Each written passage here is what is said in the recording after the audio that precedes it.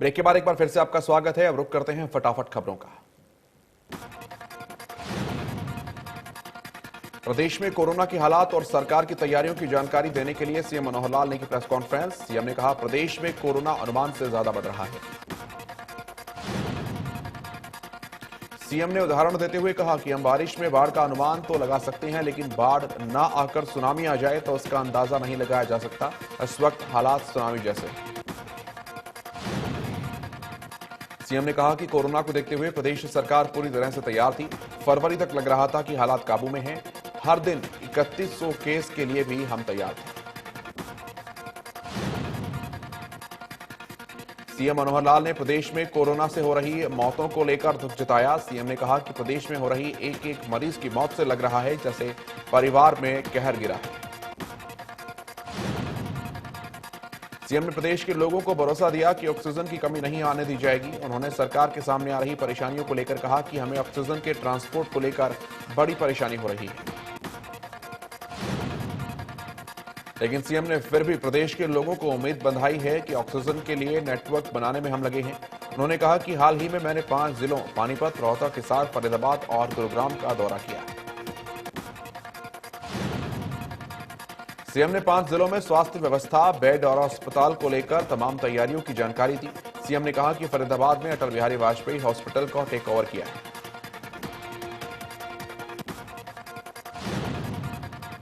CM ने स्वास्थ्य विभाग की तैयारियों को लेकर कहा कि तमाम जिलों के अस्पतालों में बेड की व्यवस्था कर रहे हैं। हर जिले के अस्पताल में बेड की संख्या बढ़ा रहे हैं। साथ ही मेडिकल कॉलेज के स्टूडेंट्स की भी सेवा लेने को लेकर विचार चल रहा है। सीएम ने कहा कि सरकार प्रदेश में कोरोना मरीजों की जान बचाने को लेकर पूरी ताकत से काम कर रही है। हमें ऑक्सीजन के लिए टैंकर की जरूरत पड़ रही है। इसके लिए इंडस्ट्रीज के नाइट्रोजन टैंकर्स का इस्तेमाल किया जा रहा है। सीएम मनोहर लाल ने कहा कि खाली ऑक्सीजन सिलेंडर की भी कमी पड़ रही है, लेकिन हमने उसके लिए एलपीजी के सिलेंडर्स में नोजल लगाकर इस्तेमाल करने की तकनीक पर काम किया है।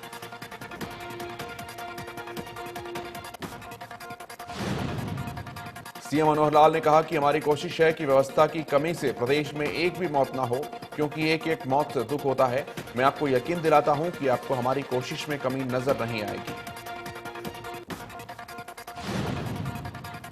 सीएम ने प्रदेश में सकारात्मक भावना को लेकर कहा, हमें आगे बढ़ने के लिए सबकी मदद की जरूरत है।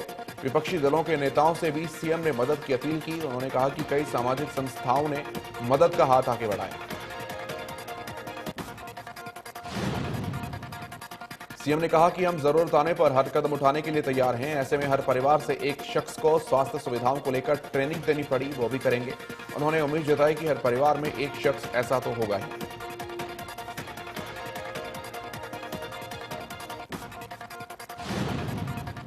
हरियाणा के लिए राहत भरी खबर आई। केंद्र ने हरियाणा का ऑक्सीजन कोटा बढ़ा दिया है। पहले प्रदेश को 162 मैट्रिक टन ऑक्सीजन मिल रही थी, इसे बढ़ाकर अब 232 मैट्रिक टन कर दिया गया है।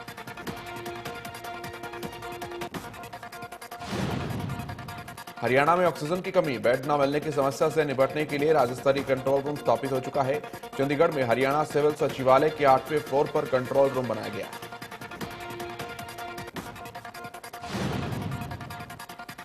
कंट्रोल रूम में 24 घंटे कर्मचारी काम करते हैं। कंट्रोल रूम में सभी शिकायतों को संबंधित जिले के कंट्रोल रूम को बताकर लोगों की मदद की जा रही है, जहां पर उनका समाधान होता है।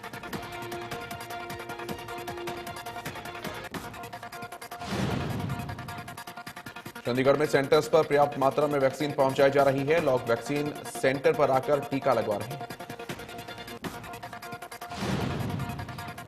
1 मई से 18 साल से ज्यादा उम्र वालों को भी टीका लगेगा। युवा इंजेक्शन लगवाने को लेकर उत्सुक नजर आए। मेडिकल ऑफिसर ने बताया कि युवाओं को वैक्सीन को लेकर समझाया जा रहा है।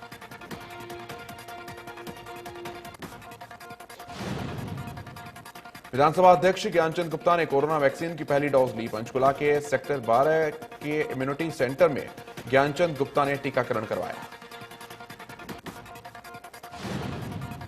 ज्ञानचंद गुप्ता ने लोगों से वैक्सीन लगवाने की अपील की। कहा कि हम वैक्सीन लगवाएं ताकि हम सब मिलकर कोरोना महामारी को हरा पाएं।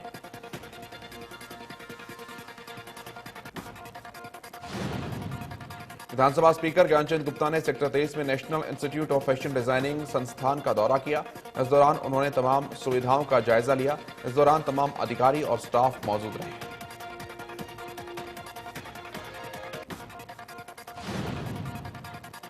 सोनीपत में कोरोना की दूसरी लहर का तांडव देखने को मिला। सेक्टर 15 के शमशान घाट में लोगों को जलाने के लिए लंबी लंबी कतारें लगी हुई हैं। दाह संस्कार के लिए भी कई जगहें कम पड़ रही हैं। हालात ये हैं कि संस्कार कुंड की जगह कच्ची जगहों में दाह संस्कार करवाने पड़ रहे हैं। दाह संस्कार करवाने वाले व्यक्ति ने कहा कि अभी तक 29 शवों का दाह संस्कार कर चुके हैं।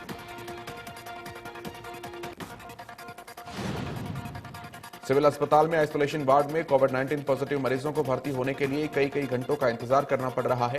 अस्पताल में इलाज के लिए आया दंपत्ति पार्क में तड़पता दिखाई दिया।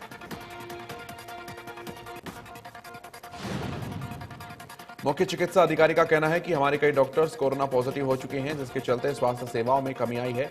इसे लेकर सीएमओ को लेटर लिखा गया।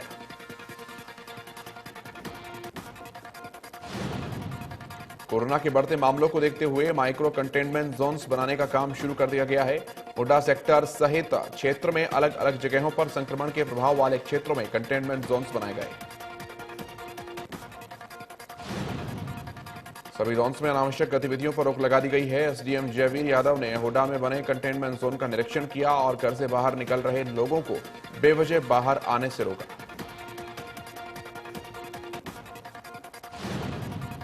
माइक्रो कंटेनमेंट जोन्स के लिए बकायदा कंट्रोल रूम भी स्थापित किए गए हैं। जारी नंबरों पर कंटेनमेंट जोन्स में रहने वाले लोग जरूरी सामान के लिए बता सकते हैं, जिसके बाद सामान घरों तक पहुंचाया जाएगा। एसडीएम ने बताया कि अनावश्यक गतिविधियों पर रोक के निर्देश दिए गए हैं।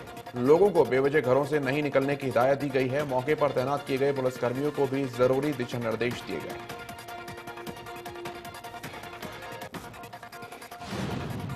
कोरोना की दूसरी लहर के कारण बढ़ते मरीजों की संख्या को देखते हुए ऑक्सीजन की समस्या के समाधान के लिए प्रशासन ने ऑक्सीजन ऑन व्हील यानी ऑक्सीजन बैंक की स्थापना कर नई पहल की।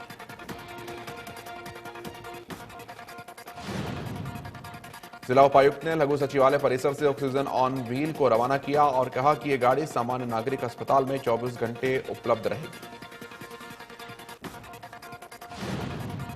गाड़ी में 50 सिलेंडर रखे गए हैं। भविष्य में इसकी क्षमता 100 सिलेंडर तक कर दी जाएगी। गाड़ी में एक पुलिसकर्मी भी तैनात रहेगा।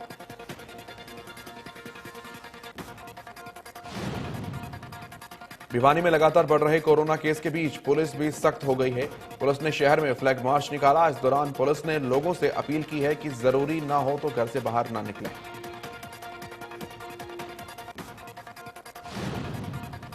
पुलिस ने दुकानदारों से भी अपील की है कि एक से ज्यादा ग्राहक को दुकान पर ना आने दें। पुलिस प्रशासन के मुताबिक जिलों में लॉकडाउन जैसी बंदिशें लगाई गई हैं।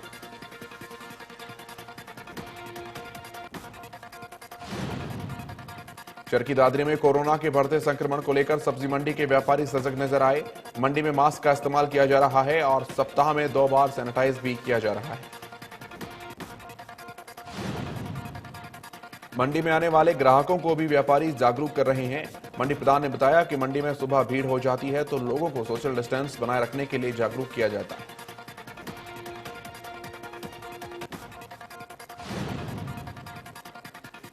कोरोना कहर बनकर टूट रहा है। ऐसे में अब बाजार में कोरोना सूट भी आ गया है। कोरोना सूट के दाम कम होने की वजह से महिलाएं इसे खूब खरीद रही हैं। दुकानदारों का कहना है कि कोरोना सूट बाकी सूट के मुकाबले काफी सस्ता है। इसकी वजह से लोग इस सूट को खरीद रहे हैं। सैकड़ों सूटों की बिक्री अभी तक हो चुकी है।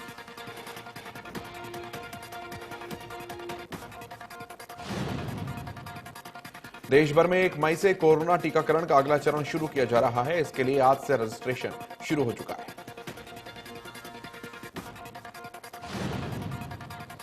इससे पहले 45 साल से ऊपर के लोग ही टीका लगवा सकते थे। 18 से 44 की उम्र के लोगों को कोरोना वैक्सीन लगवाने के लिए ऑनलाइन रजिस्ट्रेशन कराना अनिवार्य होगा। सरकार ने साफ किया है कि इन लोगों को वॉक इन यानी सीधा टीका केंद्रों पर जाकर रजिस्ट्रेशन कराने की सुविधा नहीं मिलेगी। रजिस्ट्रेशन कराने के लिए कोविन पोर्टल या फिर आरोग्य सेतु ऐप का इस्तेमाल किया जा सकता है।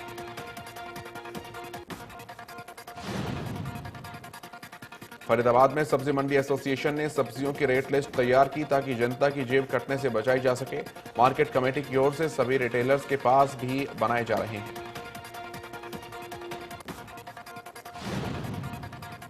सब्जी मंडी एसोसिएशन के प्रधान की माने तो सस्ते दामों में सब्जी खरीदने के बाद रिटेलर उसे 4 से 5 गुना दाम पर लोगों को बेच रहे हैं और लोगों की जेब काट रहे हैं। मंडी प्रधान ने बताया कि सब्जियों की रेट लिस्ट जारी कर दी गई है और अब मार्केट कमेटी के सचिव से ज्यादा दामों पर सब्जी बेचने वालों के खिलाफ कार्रवाई की मांग की गई है।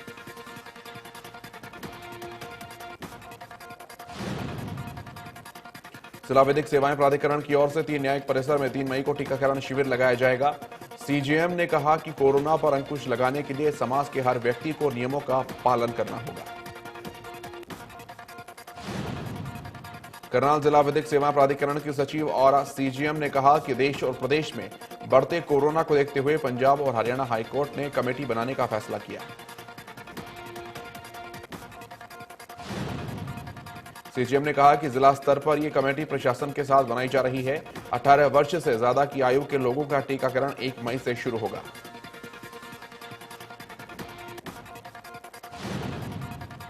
कोरोना के मामलों में लगातार हो रही बढ़ोतरी के चलते हरियाणा सरकार ने शादी और बाकी कार्यक्रमों में संख्या कम कर 50 कर दी है। वैक्सीनेशन में भी तेजी आने लगी है। यमुनानगर में वैक्सीन सेंटर्स पर भारी संख्या में लोग वैक्सीनेशन के लिए आ रहे हैं। वैक्सीनेशन का कार्य तेजी पकड़ने के लिए सरकार ने अलग अलग स्तर पर प्रयास किया। वैक्सीन लगवाने आए डीएसपी ने कहा कि वैक्सीन लगवाएं, मास्क पहनें और केंद्र सरकार के दिशा निर्देशों का पालन करें। अभी यही देश की जरूरत है।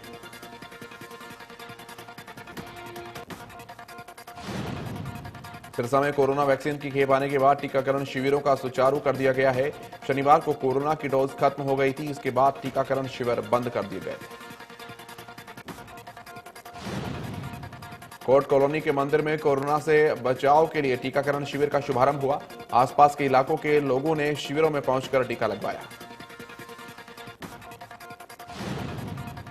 वार्ड पार्षद ने बताया कि पिछले काफी समय से ही वो प्रयास कर रही थी दूसरी बार शिविर का आयोजन किया जाए। केस बढ़ने पर टीकाकरण के लिए लोग खुद आगे आ रहे हैं।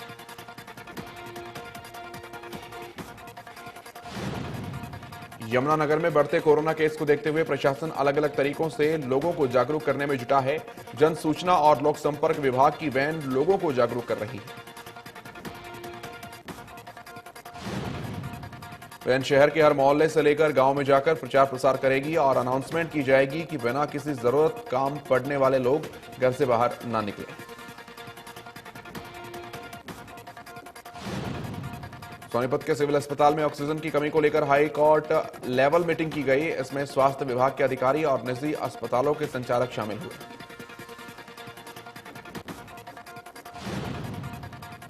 मीटिंग में अधिकारियों के निजी अस्पताल के संचालकों को आदेश दिया कि ज्यादा से ज्यादा ऑक्सीजन की सप्लाई की जाए।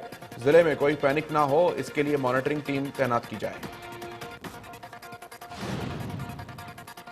जिला उपायुक्त ने कहा, जिले में ऑक्सीजन की कोई भी कमी नहीं है और सरकार से बातचीत की जा रही है। कोई भी निजी अस्पताल उतनी ही ऑक्सीजन ले सकेगा जितनी उनको अलॉट की जाएगी। बल्लभगढ़ के सरकारी अस्पताल में कोरोना का टेस्ट कराने वालों का तांता लगा हुआ है, लेकिन घंटों लाइनों में लगने के बाद भी उनका टेस्ट नहीं किया जा रहा। मरीजों का आरोप है कि अस्पताल के डॉक्टर जानबूझकर परेशान कर रहे हैं। वो पिछले 2 दिनों से अस्पताल के चक्कर काट रहे हैं। सरकारी अस्पताल के सीएमओ ने इस बारे में जानकारी देने की बात कही तो उन्होंने कैमरे पर बोलने से साफ इनकार किया। कोरोना के खिलाफ जारी जंग में वैक्सीनेशन का तीसरा चरण 1 मई से शुरू होना है, लेकिन राजस्थान में ऐसा नहीं हो पाएगा। राज्य सरकार के मुताबिक 15 मई से ही 18 से ज्यादा उम्र वाले लोगों के लिए वैक्सीन लगाने की प्रक्रिया शुरू हो पाएगी।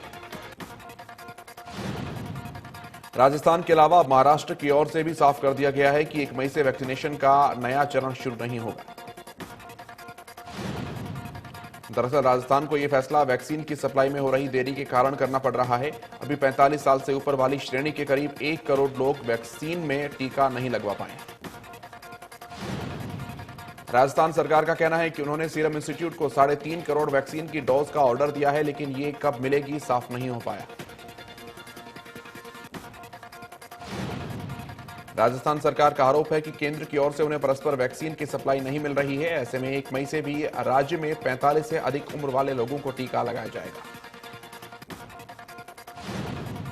राजस्थान के स्वास्थ्य मंत्री रघु शर्मा के मुताबिक उनके राज्य को कुल 7 करोड़ वैक्सीन की डोज की जरूरत है। सीरम इंस्टीट्यूट को उन्होंने 3 करोड़ 75 लाख डोज का ऑर्डर दे दिया है।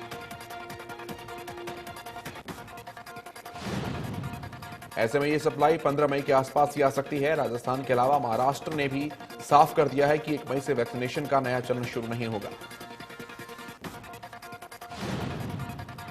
महाराष्ट्र के स्वास्थ्य मंत्री राजेश टोपे ने कहा कि युवाओं से विनती है कि वो थोड़ा सब्र रखें। उन्होंने कहा कि भारत बायोटेक ने हर महीने 10 लाख वैक्सीन देने की बात कही।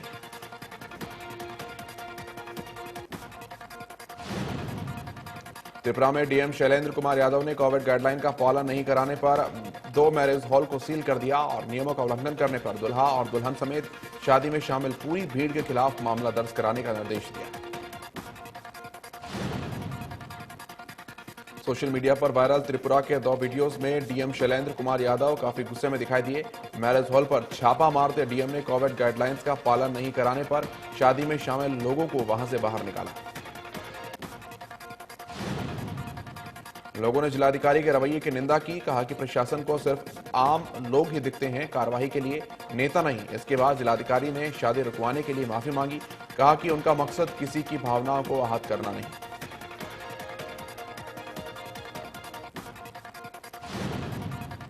केंद्रीय सड़क परिवहन मंत्री नितिन गडकरी का बयान सामने आया। गडकरी ने कहा कि हमारे पास ऑक्सीजन का अभाव है, सुविधाओं की कमी है, ऐसे में फिर भी जनता की जान बचाना प्राथमिकता।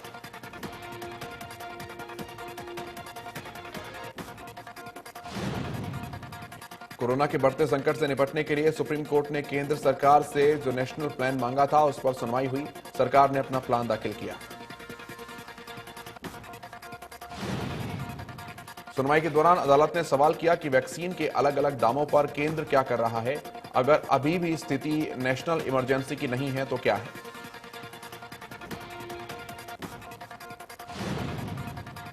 सुनवाई के दौरान ऑक्सीजन की वैक्सीन की सप्लाई पर भी चर्चा हुई। कोरोना संकट को लेकर सुप्रीम कोर्ट में हुई सुनवाई में केंद्र सरकार की ओर से सर्वोच्च अदालत में अपना जवाब दिया गया। सुप्रीम कोर्ट ने कहा कि इस सुनवाई का मतलब हाई कोर्ट में चल रही सुनवाई को रोकना नहीं है। हाई कोर्ट स्थानीय हालात को बेहतर समझ सकता है। सुप्रीम कोर्ट ने सुनवाई का मतलब साफ करते हुए कहा कि हम राज्यों के बीच समन्वय बैठाने का काम करेंगे।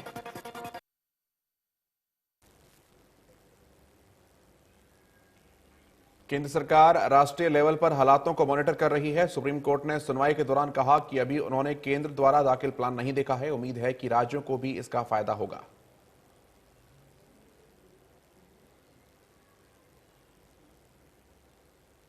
सुप्रीम कोर्ट ने केंद्र सरकार से ऑक्सीजन सप्लाई और उपलब्धता का डेटा मांगा है। साथ ही मेडिकल सुविधाएं, जरूरी दवाओं को लेकर क्या कदम उठाए गए हैं, इसकी जानकारी मांगी।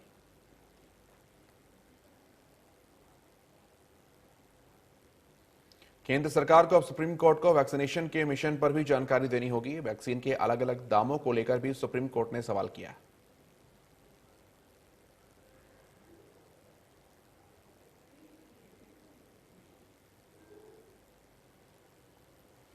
सुनवाई के दौरान जस्टिस एसआर भट्ट ने कहा कि सेना, रेलवे के डॉक्टर्स केंद्र के अंतर्गत आते हैं। ऐसे में क्या इन्हें क्वारंटीन, वैक्सीनेशन और अन्य इस्तेमाल में लाया जा सकता है।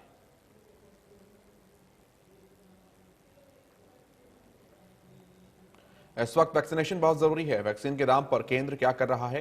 अदालत में सुनवाई के दौरान राजस्थान, बंगाल की ओर से वैक्सीन के अलग अलग दाम पर आपत्ति जताई गई।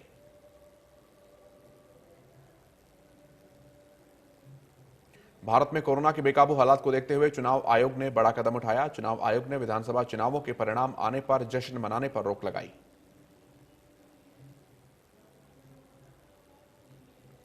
चुनाव आयोग ने 2 मई को मतगणना के दिन या उसके बाद विजय जुलूसों पर प्रतिबंध लगा दिया।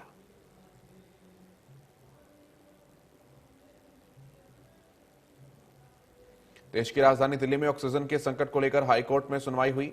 दिल्ली के एक निजी अस्पताल ने अदालत को बताया था कि उन्हें जितनी ऑक्सीजन मुहैया कराई गई थी उसकी मात्रा कम कर दी गई है।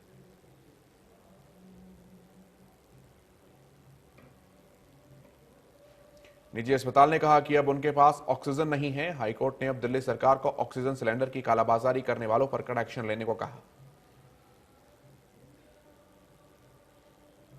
असम के गुवाहाटी समेत पूर्वोत्तर में भूकंप का बड़ा झटका। 7:51 पर आए भूकंप की तीव्रता 6.4।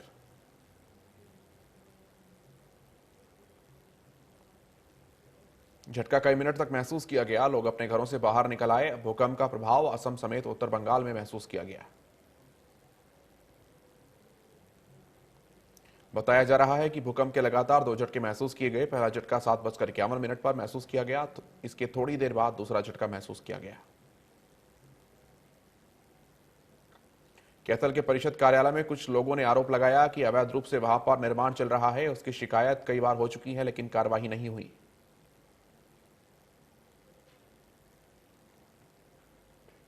स्थानीय लोगों ने आरोप लगाया कि जिला परिषद के कार्यालय में निर्माण तो अवैध रूप से हो रहा है, बिजली की सप्लाई भी अवैध रूप से की जा रही है।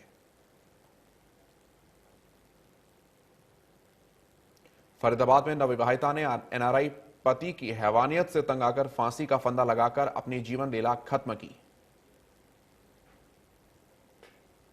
परिजनों का कहना है कि हनीमून के नाम पर पति ने युवती का अश्लील वीडियो बना लिया था। उसे अमेरिका ले जाकर कार और मकान खरीदने के नाम पर पैसों की डिमांड कर रहा था। पुलिस के मुताबिक युवती के पिता की शिकायत पर आरोपी पति सास ससुर के खिलाफ दहेज प्रताड़ना का मामला दर्ज किया गया है।